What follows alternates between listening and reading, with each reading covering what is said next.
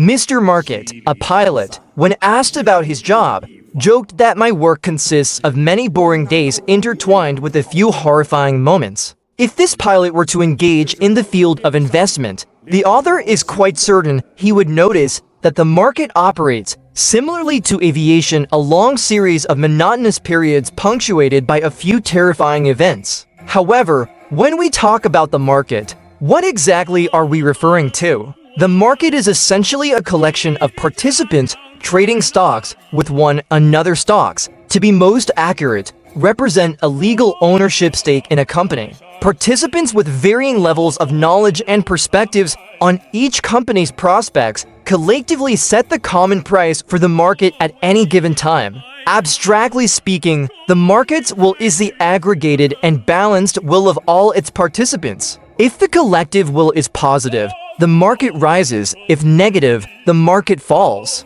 Benjamin Graham, the mentor who shaped the legendary Warren Buffett's investment style, introduced the concept of Mr. Market in his book The Intelligent Investor. By personifying the market, Graham implicitly suggested that the market essentially thinks and acts emotionally like an ordinary person. When exuberance and greed surge, Mr. Market will quote very high buying and selling prices because he's afraid others will snatch away his profit opportunities. When he's depressed and fearful, he can't see anything beyond an impending apocalypse, believing the world is about to perish, and all he needs to do is sell everything as quickly as possible and hide in preparation for the upcoming crisis. Mr. Market is a flawed character. He continuously offers different prices for the same business. He won't blame you if you completely ignore him. His job is to quote prices. The investor's job is to decide whether those prices are attractive enough to accept.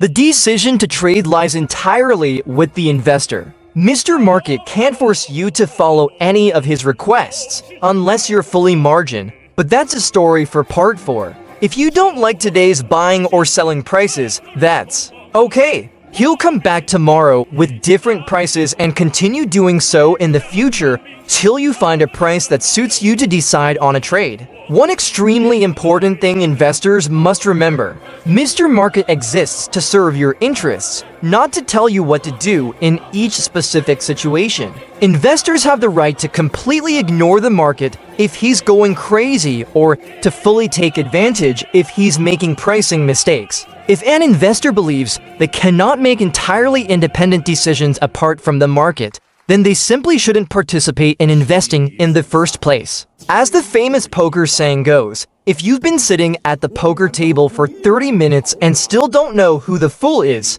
you are the fool. But that doesn't mean Mr. Market is always insane and foolish. Although in the short term, under the strong influence of emotions, he may quote absurd prices completely detached from reality. In the long run, as reason gradually replaces emotion, he prices businesses extremely accurately. After all, it's very difficult for you to stay insane for an extended period. It's exhausting, and no one is foolish enough to remain that way. Reason will recover, and Mr. Market will realize he made a pricing mistake and quickly correct it. As Benjamin Graham said, in the short term, the market is a voting machine counting the votes of who is popular or not. But in the long term, it is a weighing machine assessing the true value of a business accurately. This brings us back to a point the author emphasized. As an investor participating in the market, the decision to buy or sell always lies with you. The market's role is to provide prices. Your role is to decide whether those prices are favorable for you to act upon. You don't need to continuously trade with Mr. Market just because he's always begging you to do so. This is the fundamental advantage that any investor participating in the market possesses. You have full authority to decide whether to buy or sell based on the market prices provided. If you dislike what he's offering, you have the right not to participate, and he doesn't care. He'll show up again tomorrow with different prices, and so on until you decide the price at which you want to transact with Mr. Market. Any investor who lets daily prices influence their investment decisions is turning their fundamental advantage into a fatal weakness. You go from being the decision maker to being forced to act according to the market's whims. By constantly paying attention to and listening to the daily noise of the market and making decisions based on that, the investor is turning themselves from a boss into a slave serving the market. Imagine you are a coffee addict, and your habit is to visit a cafe daily to savor a cup of coffee in preparation for a new, energetic day. Would you feel happier or sadder if the price of coffee decreased each day? If you feel happier buying a cup of coffee at a lower price than the day before, why do you feel disappointed when the price of a business stock drops or excited when it rises? Many investors feel excited when the market goes up but disappointed when it goes down. This is an irrational reaction if what you desire is to buy shares of companies for future growth. As an investor, your task is to find quality businesses to invest in for the company's growth purposes. The cheaper you can do this, lower stock purchase prices, the better the profit prospects. Frenziedly buying, chasing stocks when the market is rising, or panicking to sell everything when the market is falling are fundamental mistakes that can lead to losing everything in an instant. All investors hope to achieve a good enough rate of return compared to the effort and time they've invested in researching business operations. However, what does good enough mean? A return rate of over 10% or 20% or simply not losing money is good enough? Without a benchmark, we cannot truly know whether our investment performance is good or bad. If you think merely having a green account profitable is good, you are making a fundamental mistake like novice investors. If the market rises by 10% while your account only grows by 3%, your investment performance is worse than someone who did nothing but invested in a market mimicking index fund and then forgot about their account. You spend a lot of time and effort finding investments you consider most promising, but your return rate is only 3%, while someone else, without any research, simply invests in an index fund tracking the S&P 500 and achieves 10%. The S&P 500 represents the 500 largest publicly traded companies in the US. And since their combined market capitalization is large enough, an index fund mimicking the S&P 500 will have a return rate nearly equivalent to the overall market's return rate. The market itself is the benchmark for comparing your investment results. If you can't beat the market, there's no reason to actively invest at all. All you need to do is buy a market-mimicking index fund and you will achieve the market's overall return rate. This is passive investing, which most people, without the time to monitor the market, are practicing. However, is it really easy to achieve a return rate higher than the market? Eugene Fama, a renowned economist, even considers this impossible. He believes that trying to beat the market is foolish because only fools attempt the impossible. He even has a famous theory to prove this point: efficient market hypothesis. In 1959, Eugene Fama took a part-time job for a professor who provided financial market forecasting services to interested parties. Obsessed with the market, Eugene continuously studied past price models and compiled statistical probabilities to find predictive patterns about future trends. He always tried to discover information that could give investors an advantage by predicting how the future would unfold. He always failed in this endeavor. The information he found wasn't sustainable enough to become a reliable advantage. With this rather painful market experience, he pursued a Ph.D. at the University of Chicago and wrote a dissertation on one of the most famous theories in modern economics today. He is the father of the efficient market hypothesis, EMH.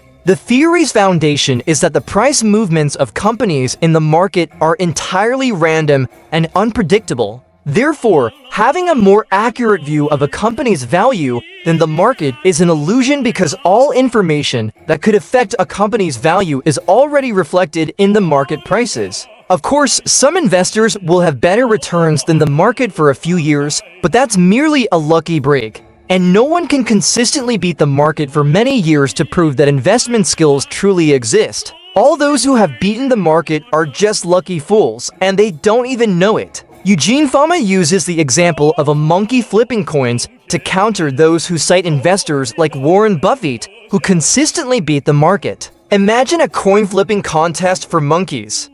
The probability of a monkey flipping heads 10 times in a row is very rare, But on average, out of 1,024 monkeys participating, one lucky monkey will flip heads 10 times in a row. No matter how small the probability of an event is, as long as the number of participants is large enough, the event is bound to happen. Eugene simply believes that people like Warren Buffett are like monkeys who have flipped heads 10 times in a row.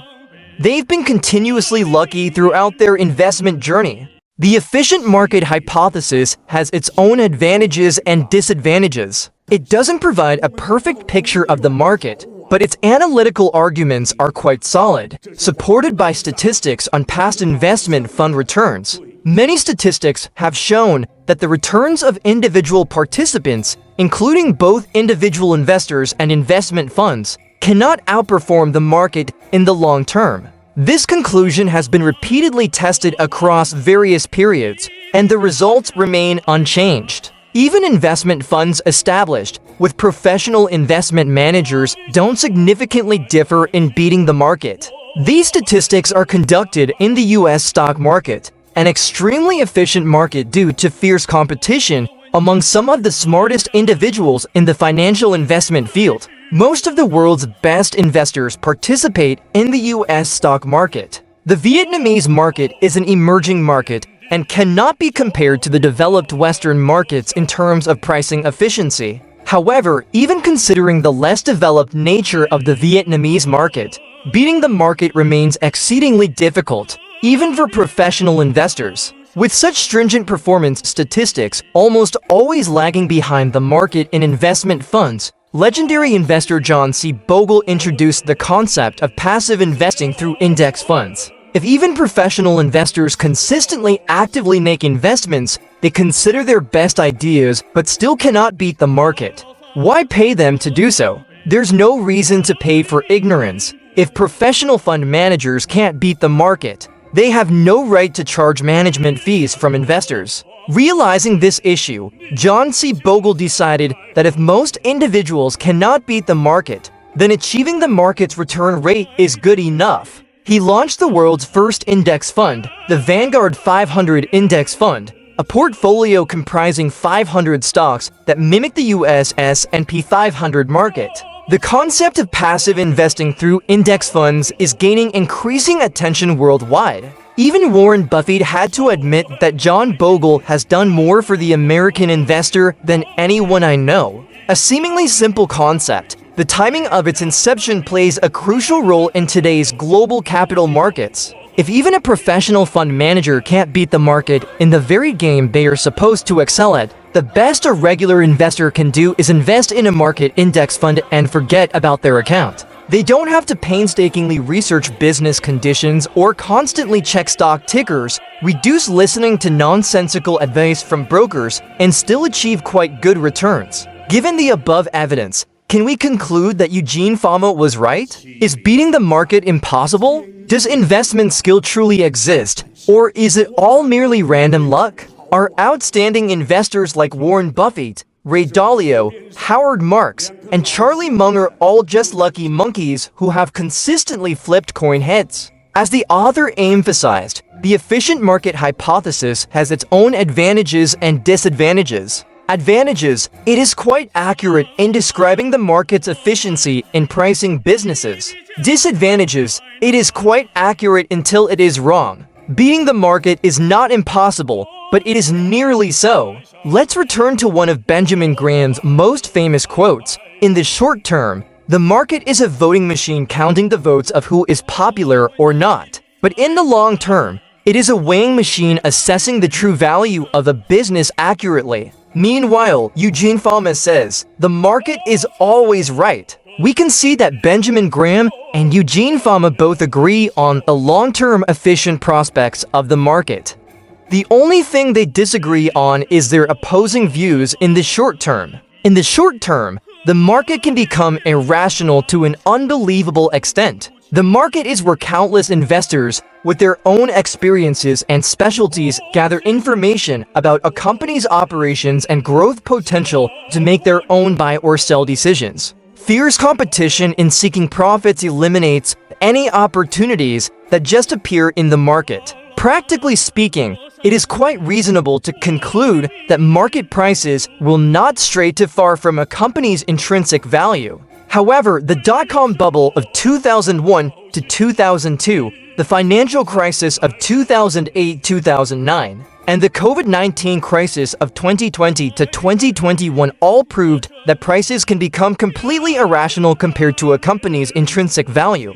Professional investors live for these moments, those rare instances when the market goes crazy. Any investor with the guts to invest in the market after such historical crash will achieve extraordinary returns in a very short period of fully deserved reward. Investing when everyone else is panicking and selling to escape is the most sensible action in investing, but it requires extraordinary psychological strength from the investor. After all, investing is more a game of psychology than a game of intellect. It's not that analytical and thinking abilities aren't important, they are very important, but a smart person can still throw their brain away and sell along with the crowd in a panic simply because everyone else is doing it. After all, it's very difficult to stand still on the dance floor when everyone around you is crazily swaying to the market's wild rhythm. However, such obvious opportunities typically appear on average once every 10 years.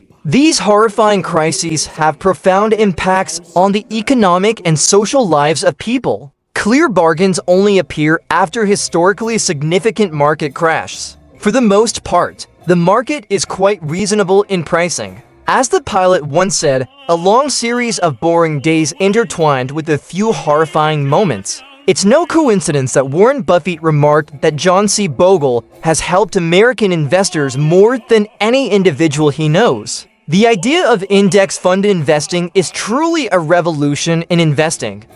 Beating the market is exceedingly difficult because, indeed, most of the time it does an excellent job of pricing. Therefore, simply investing according to the market is good enough. You don't have to exhaust yourself with research, reduce the depressing habit of watching stock tickers, avoid listening to nonsensical advice from brokerage managers, and still achieve quite good returns. Thus, it is better for a regular investor to invest in an index fund rather than conduct their own research and make their own investment decisions. Even Warren Buffett has provided guidance that after his passing, one should use 90% of his estate to invest in the US S&P 500 index fund. He also understands that he himself is a rare exception in the investment world. However, impossible is very different from very difficult. Beating the market is not impossible, it's simply very difficult, which is why active investing is not for most people. But that doesn't mean all outstanding investors in the world are just lucky monkeys,